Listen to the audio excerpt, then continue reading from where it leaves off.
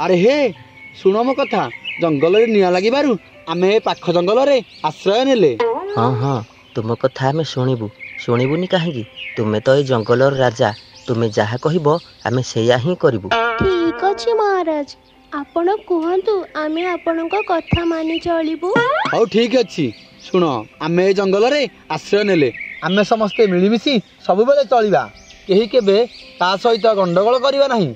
महाराज अनुमति देले मु गोटे कथा कहती। हाँ कुह कौन कहवाक चाहत तुम्हें? आमे 4 जन पाली करिबा समस्ते निज निज पाली रे जहाँ खाद्य संग्रह करिबा समस्ते मिलमिशि दुखे सुखे ताकू बांटी खाइबा ना कौन कहूच सांग माने? तमे ठीक कथा कहलो जे बाघ भाई हेले जो दिन किछि न मिलिबो से दिन केमिति रहिबा भोक उपास रे। आ तमे माने तो जानिच मु तो जमारू भी भोक संभाली पारेनी। जो दिन किछि खाद्य न मिलिबो कर्म को आदरी से दिन उपास रही जिबा सिना हेले केबे दुख प्रकाश करिबानी। कौन सांग माने मु ठीक कहली तो?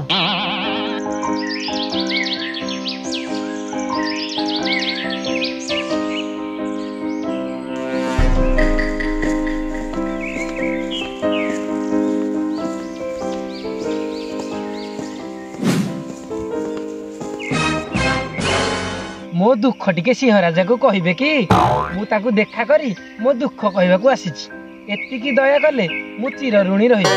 हाँ ठीक अच्छी बिलुआ नाना तमे अपेक्षा करो मु टिके बाघ भाई सह कथा हे आसुछि से जाई सिंह महाराज को कहिबे।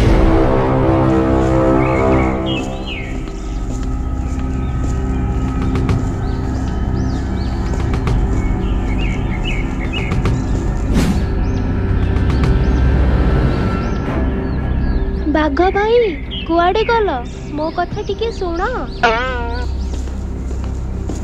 कौन हेची कहिलो एमिति को कथा मु टिके सुने।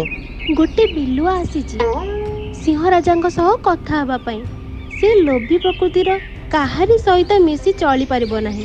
से बिलुआटी भारी स्वार्थपर आउ लोभी मध्य।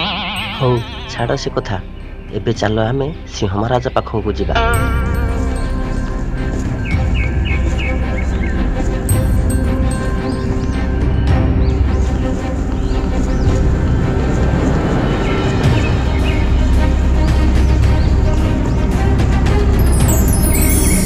प्रणाम महाराज मु केउठारे आश्रय न पाई बहुत दूर आपण कथा शुणी ठीक धाई आसी मते आश्रय देले मु बंची जीवी नहले अल्प के मोर प्राण वायु उड़ी जीवो।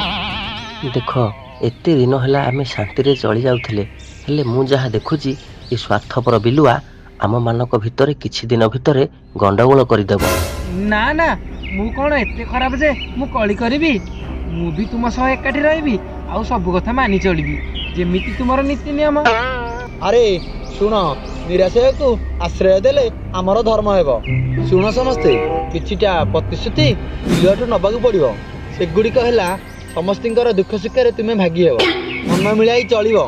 जेउ दिन जहार पाली पड़िबो से दिन जंगल को जाई समस्तिक पाई खाद्य संग्रह करी आनिबो भल मंद जहा मिलिबो ताकू घर को आनी समान भाव में बांटी खाइबे। कौन सब बुझिल तो?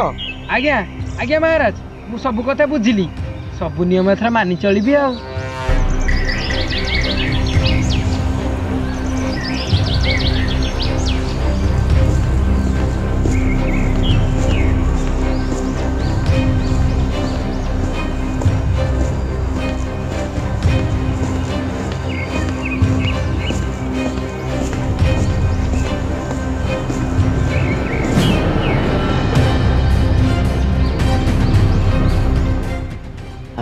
ସେ ବିଲୁଆ କୁଆଡ଼େ ଗଲା? ସକାଳ ପହରୁ ଗଲାଣି, ଦିନ ଗଡ଼ି ଆସି ସଞ୍ଜ ହେଲାଣି, ହେଲେ ଏପର୍ଯ୍ୟନ୍ତ ତାର ଦେଖା ଦର୍ଶନ ନାହିଁ। ସେ ତ ନୂଆ ବନ୍ଧୁ, ବୋଧେ ତାଙ୍କର ବାଟ ଭୁଲିଗଲେ। ମୁଁ ବାରମ୍ବାର କହିଛି ଏଭଳି ସ୍ୱାର୍ଥପର ଲୋଭୀକୁ ଆମ ପାଖରେ ଆଶ୍ରୟ ନ ଦେବାକୁ, ହେଲେ ମୋ କଥା କେହି ମାନିଲନି। ଆଜି ତାର ଫଳ ଆମେ ସମସ୍ତଙ୍କୁ ଭୋଗିବାକୁ ପଡ଼ିବ। ଆଜି ଦିନକ ଆମେ ଏମିତି ଭୋକରେ ରହିଯିବା, କାଲି ସକାଳ ହେଲେ ଆମେ ସମସ୍ତେ ମିଶି ନୂଆ ବନ୍ଧୁକୁ ଖୋଜିବାକୁ ଯିବା।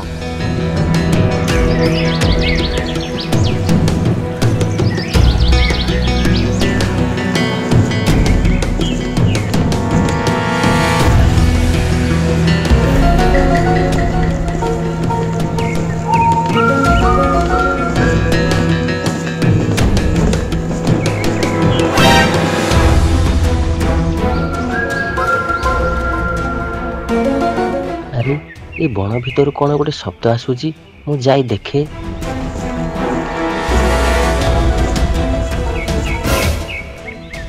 ବେଲୁଆ, ତୁ ଜମା ଠିକ୍ କଲୁନି। ତୁ ଆମ ସହ ବିଶ୍ୱାସଘାତକ କରିଲୁ। ବେଇମାନ, ଆଜି ତୋତେ ମୁଁ ଛାଡ଼ିବିନି। ସ୍ୱାର୍ଥପର ଅନ୍ୟ ଅଚିହ୍ନା ବନ୍ଧୁକୁ ଆଉ କେବେ ବି ଆମ ପାଖରେ ଆଶ୍ରୟ ଦେବା ନାହିଁ। ହଁ ବାଘ ଭାଇ, ତମେ ଠିକ କହୁଥିଲ। ଆମେ ତମ କଥା ଶୁଣିଲୁ ନାହିଁ। ସତରେ ଆଉ କେବେ ଅଜଣା ଅଚିହ୍ନାକୁ ଆଶ୍ରୟ ଦେବାନି। Udia Cartoon Creative.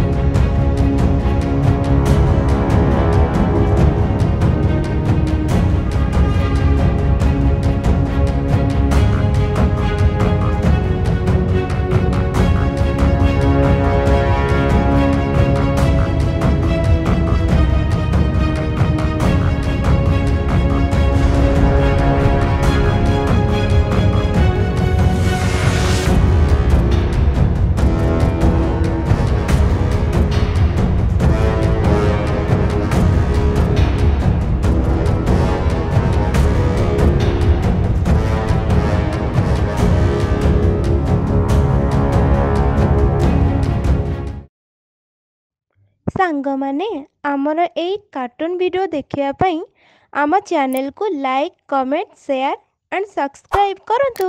ଧନ୍ୟବାଦ। ରହୁଛି।